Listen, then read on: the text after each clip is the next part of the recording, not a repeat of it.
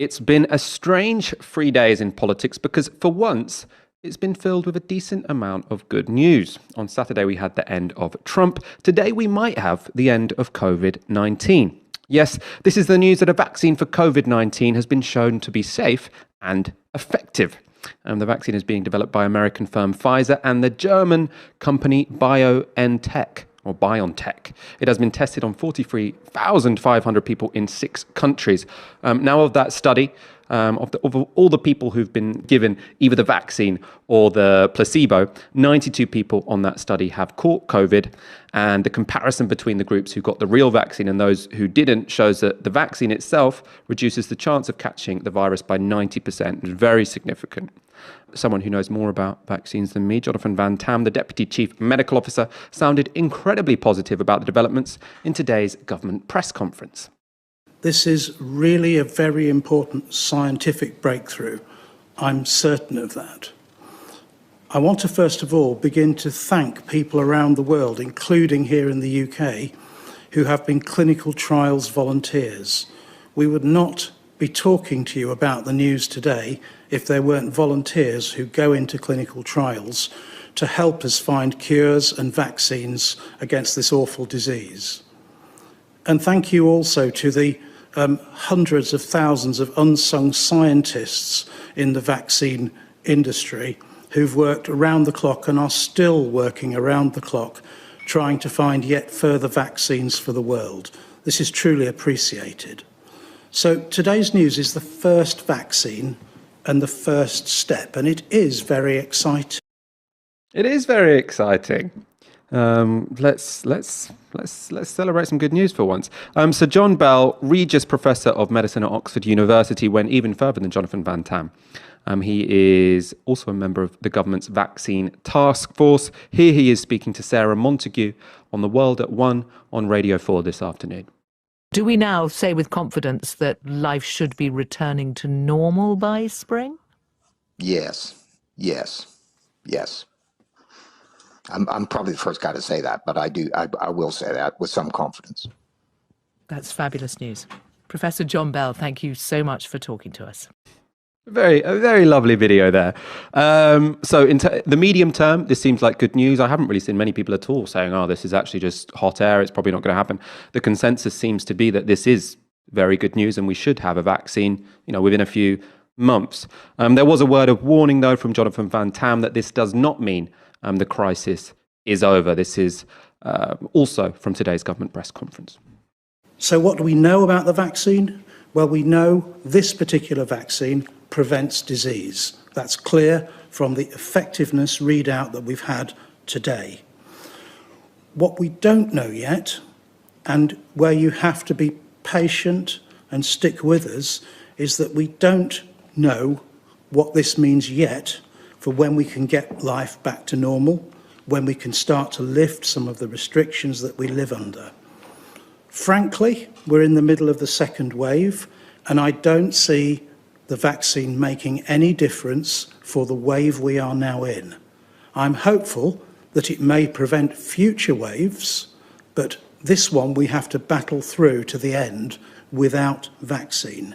That all makes sense. The vaccine will be around it looks like we might have people getting their first doses around Christmas, but it's not going to be a solution to coronavirus until the spring, which means that all of the potential deaths which are going to come in this second wave, it didn't take long, of course, for tens of thousands of people to die in spring, and we've got the same amount of time in between now and when a vaccine can be rolled out properly for us all to work through. So we will see a lot of pain, a lot of trauma in between now and that point at which the vaccine comes online. But Ash, this is undeniably good news, right? I mean, this second lockdown is going to be much more tolerable, knowing that there is a light at the end of the tunnel. Yeah, no, I mean, this is unequivocally good news. And I think one of the things that's really wonderful about the news of a vaccine on the horizon is that it means that so far, when we've talked about going back to normal, there's been a kind of implicit exclusion of people who've got clinical vulnerabilities or are elderly, right? So within that, there's been a kind of invisible hierarchy of who has the right to a public life anymore and who doesn't. And I think that that's been one of the really pernicious things around Just Shield as being proposed as a solution to managing coronavirus and the risk posed to different kinds of people. So yeah, the idea that you can restore some kind of social contact, public life for people who've had to really lead half a life since March, I just think is so encouraging. There's also, and I'm not going to lie, there's this huge bit of me which has been so wounded by promises being made and not fulfilled by this government in particular. Boris Johnson at the beginning of the crisis predicting it was all going to be over within 3 months. You've got Operation Moonshot, which is a complete shambles. The various promises being made in terms of the availability of antibody testing, that I maintain a little bit of expect the worst, hope for the best. Just because I think if I put all my eggs in the basket of, I'm going to be in the club by spring, I might not be as resilient if that doesn't happen. Yeah, absolutely. And also, I mean, it's very important to say that because a vaccine is around the corner doesn't mean now is the time to relax. In fact, it means kind of the opposite. It means that now is precisely when we can tolerate really some strict measures for a short period of time, because we know there's something on the other side. What many people were arguing when they sort of said we shouldn't have a lockdown is that if we have to learn to live with this virus forever, then we can't keep locking down. But if it seems like a vaccine is around in 4 months, and to save tens of thousands of lives, it probably is worth us being in lockdown for most of the winter. Obviously not pleasant, but if we've got a vaccine in spring and that can save thousands of lives, it does seem like the sensible option. Can I add to that one thing? Because the danger of going, there's a vaccine on the horizon in 4 months' time, is that it almost justifies Boris Johnson and his government's strategy of just kicking the can down the road, not really prioritizing too much of any one thing. Whereas I think in some ways it's wisest for the government to behave as though there isn't a vaccine around the corner. And in order to emerge from this lockdown that we're currently in, we're going to have to look more towards the East Asian model of pandemic management. We've got really rigorous border testing. You've got lockdowns, which are actually lockdowns. You quarantine people outside of the home. And then it means you can approach a kind of normalcy in which clinically vulnerable and elderly people can also participate because you've suppressed the virus to that extent. And that should be the goal that we push the government towards. I do wonder about this news. It's almost letting them off the hook a little bit in terms of everything they fucked up so far. So that's my little other word of warning. Just because a story has a happy ending doesn't mean we have to forgive everyone who fucked up along the way. Let's go to the issue of distribution, because obviously it seems like we're going to have an effective vaccine, but how quickly can it be rolled out? That's the question on everyone's lips. And we can go to the BBC for an explanation, as this was in their write-up of the story. They write, a limited number of people may get the vaccine this year. Pfizer and BioNTech say they will have enough safety data by the 3rd week of November to take their vaccine to regulators. Until it has been approved, it will not be possible for countries to begin their vaccination campaigns. The two companies say they will be able to supply 50 million doses by the end of this year and around 1.3 billion by the end of 2021. Each person needs 2 doses. The UK should get 10 million doses by the end of the year, with a further 30 million doses already ordered. The vaccine looks like it's going to come online quite quickly. They're saying 1.3 billion by the end of 2021. If everyone has to take 2 doses of this vaccine before they have immunity, well, it's going to be about 600 million people, isn't it? So, I mean, the demand from the left has to be that we have to be distributing this equitably, not just to the countries that have the highest incomes, but to the countries which are in the most need. My guess would be that in countries like the UK, at least, I would hope that this is probably going to be distributed within our country somewhat equitably. It seems like from what the government is saying, this is going to go to the people who are most vulnerable first, so people in older age groups, people with health conditions which make them more vulnerable to COVID-19, and healthcare workers. I'm not sure if they'll have such a sort of rational approach in those countries without an NHS, but probably the bigger issue really here is that what countries are able to buy up these vaccines. Is it just going to be that, countries in South America, countries with lower income and less sort of intimate relationships with the kind of companies who are coming up with these vaccines, they are going to have to tolerate the sort of, the hellishness of living with COVID-19 for a few years to come. That's going to be the political battle ahead. The other problem is we don't really know how long immunity lasts.